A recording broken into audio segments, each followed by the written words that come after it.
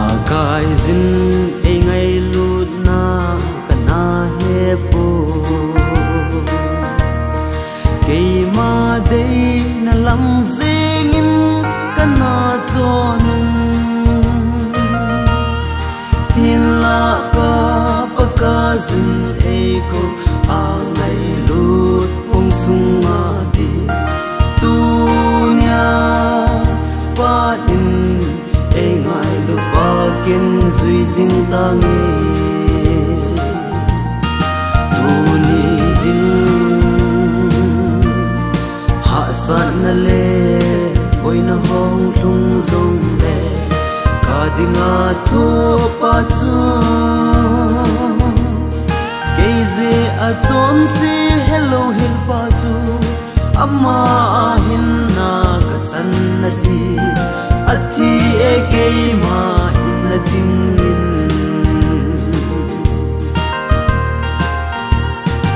o ba ka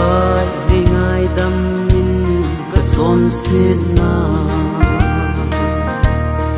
nang ma do na lam zing in kana chonin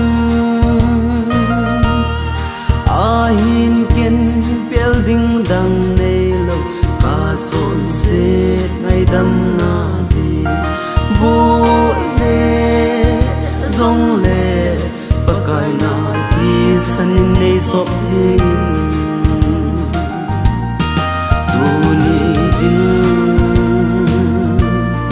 ha san na le oi na hong lung zong le ka dinga thu pa chu ke ze a chon si hello hil pa chu amma hin na ka chan na di athi e ke ma hin na ding in le se na sana dang ka tu jing zong leng gan thi san tam ta in ki lai jing zong leng ka chon se lau leng zo the lo i pi ham ka pe din chu thil dang lo e ngai lu pa kai thi san du dai lo tu ni din ha san na le oi na hong lung zong le ka dinga thu pa chu ke ze a chon si hello hil pa chu amma hin na ka chan na di athi e ke ma hin na ding in amma hin na ka chan na di